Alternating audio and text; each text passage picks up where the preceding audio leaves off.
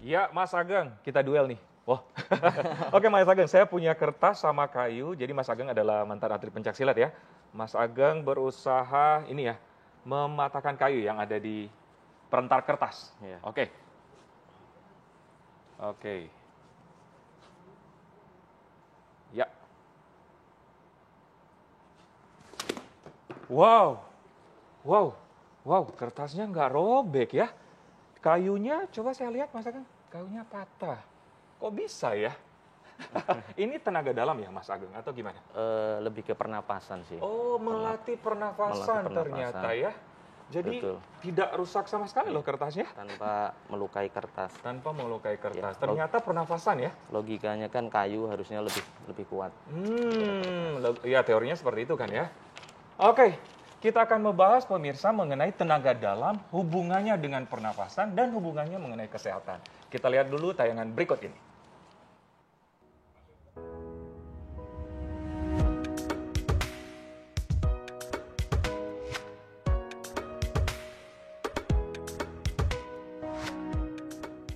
Pemirsa, istilah tenaga dalam sepertinya tak asing di telinga masyarakat tanah air. Tenaga yang bersumber dari dalam tubuh ini begitu populer di kalangan masyarakat Melayu di Asia Tenggara seperti Indonesia, Malaysia hingga Tiongkok. Dan biasanya dipadukan dalam olahraga bela diri, seperti pencaksilat atau merpati putih dan berbagai jenis bela diri di Tiongkok.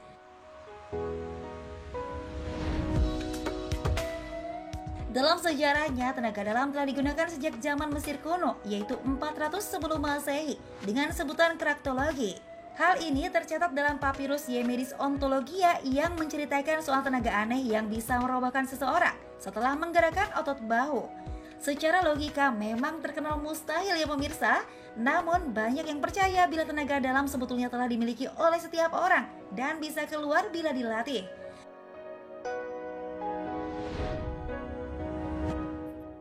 Namun bagaimana cara membangkitkan tenaga dalam tubuh kita?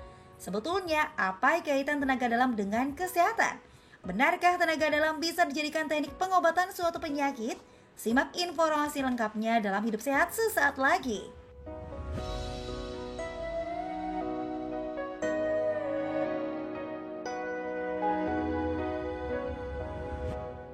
Ya, Assalamualaikum warahmatullahi wabarakatuh. Selamat pagi para pemirsa Hidup Sehat TV One. Kembali lagi bersama saya Dr. Tikasha. Dan tadi kita sudah lihat nih satu atraksi dari mantan atlet kita, Mas Ageng. Ini yang sekarang juga merupakan coach dari Pencaksilat. Pencaksilat Dr. Ekles. Tadi semuanya tercengang di sini Dr. Ekles. Nah, tadi memang ada hubungannya dengan tenaga dalam, dengan kesehatan dan pernafasan.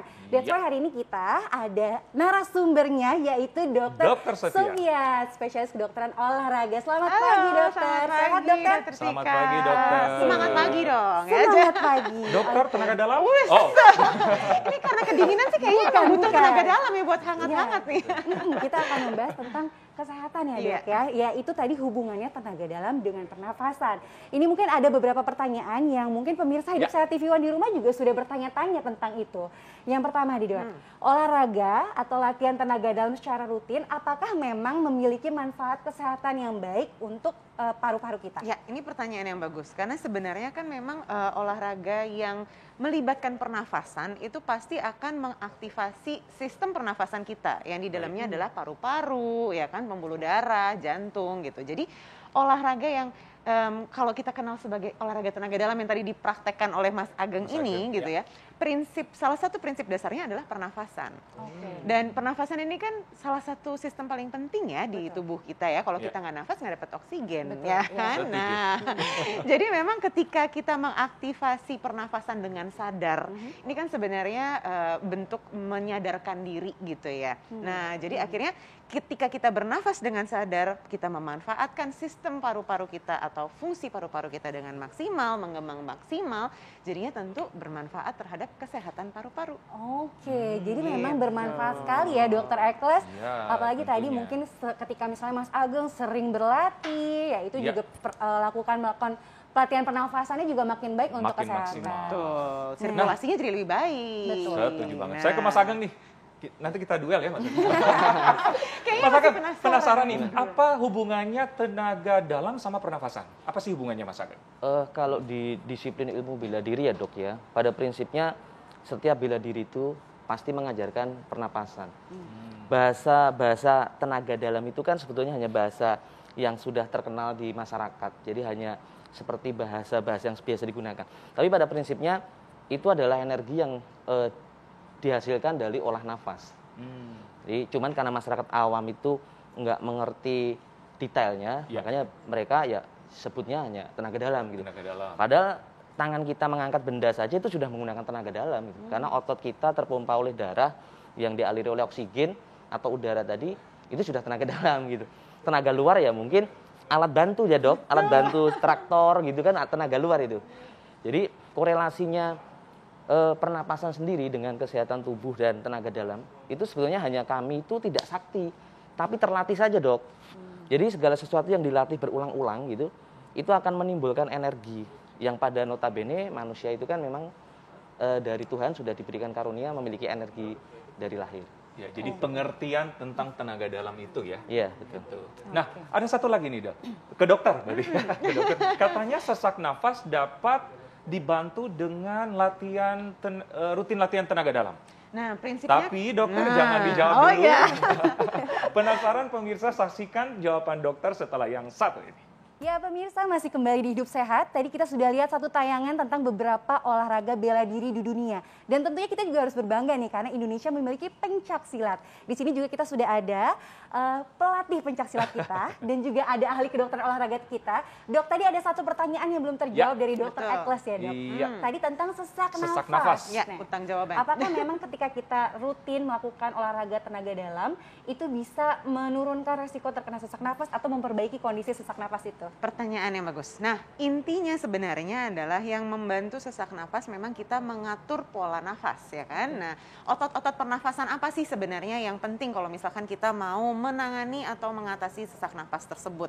Ada otot-otot pernafasan di sekitar tulang iga, ya, di tulang iga dan juga diafragma gitu. Nah, yang membantu mengatasi sesak nafas adalah kalau kita mengaktifasi otot-otot tersebut, sehingga biasanya kalau sesak nafas itu timbul karena saluran pernafasannya sempit, ya kan? Nah, kita bisa membantu dengan mengaktifasi otot pernafasan sekunder kita bilangnya. Kenapa sekunder? Karena itu bukan otot yang utama dipakai, tapi bisa membantu pernafasan. Nah, contohnya diafragma, otot-otot di sela-sela iga gitu ya. Nah, itu yang kemudian kita lihat terjadi di pencaksilat gitu. Karena mengaktifasi otot-otot pernafasan yang sekunder ini atau yang jarang kita pakai gitu. Oke. Oke. Mas Ageng gimana, Mas Ageng? Iya, mengaktifkan otot-otot itu tadi, otot sekunder. Ada cara khusus, Mas Ageng, untuk kita praktek mungkin? Kalau di pencak silat itu gini dok, pada prinsipnya pernapasan itu kan dibagi menjadi 3. Jadi pernapasan utama itu adalah seperti bagaimana kita menarik Bernafas dan seperti mengeluarkan biasa. seperti biasa. Oke. Kemudian ada pernapasan dada, yang ketiga adalah pernapasan perut.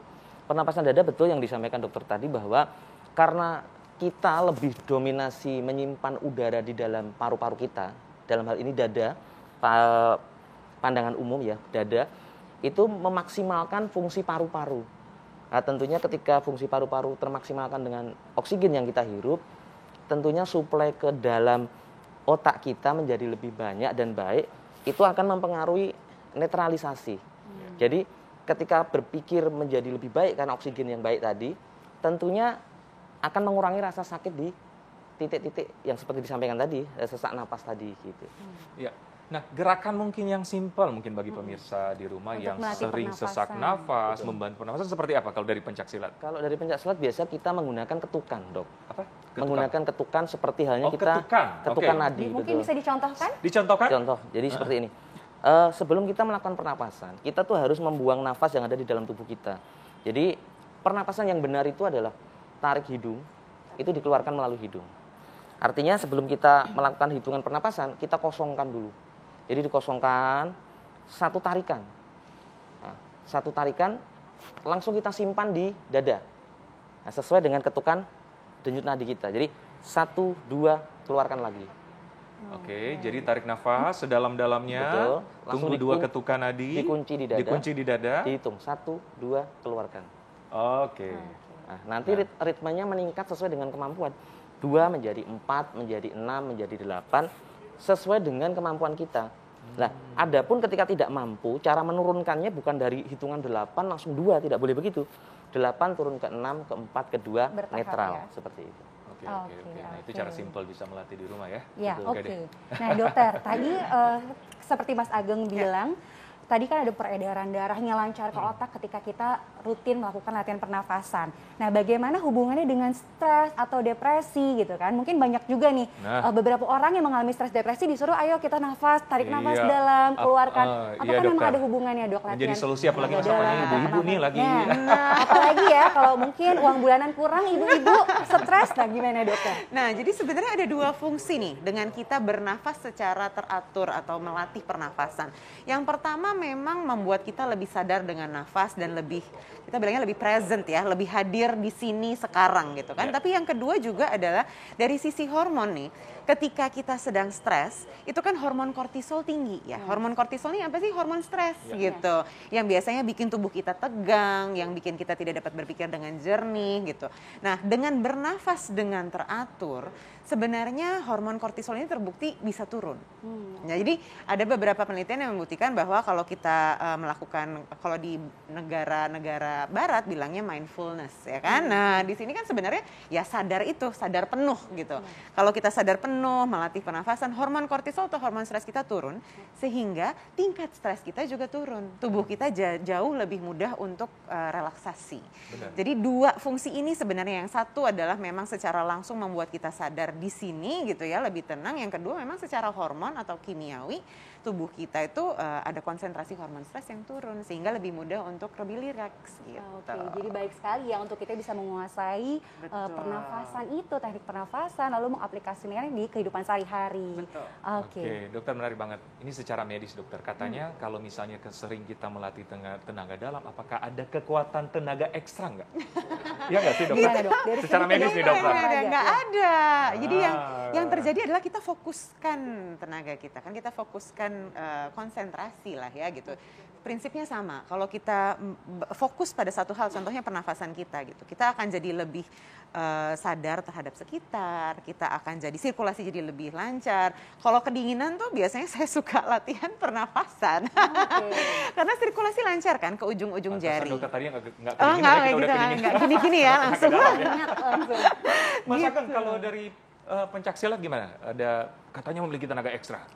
Tadi sudah dijelaskan oleh dokter secara medis ya. Tapi sebenarnya bagi kami adalah, saya setuju dengan pendapat dokter bahwa yang ketika kita mendapatkan ancaman, bahaya, baik itu mungkin serangan binatang liar, sering kita temui ya di luar sana tuh kita ketakutan kemudian bisa manjat tembok. Padahal biasanya kita nggak bisa normalnya. Itu sebenarnya bukan karena tenaga dalam. Energi yang terfokuskan. Jadi ketika orang mengalami ancaman, dia hanya akan memfokuskan, mensugesti dirinya untuk saya harus lari. Itu yang membuat hal yang sebenarnya secara wajar tidak bisa dilakukan menjadi bisa dilakukan. Itu dari sudut pandang kami sebagai praktisi. Oke, menarik sekali nih Dokter Eklas membahas tentang latihan tenaga dalam, teknik pernapasan dan manfaatnya untuk kesehatan. Terima kasih banyak untuk Mas Ageng dan juga Dokter Sofia. Iya, Nah, terima tapi kasih. kita pasti harus stay tune di sini, Dok, karena akan membahas lagi tentang kesehatan mata dan Wow. juga efeknya jika kita tidak memakai kacamata yang benar. Wow. Ya, jangan kemana-mana, tetap di Hidup Hidup Sehat. sehat.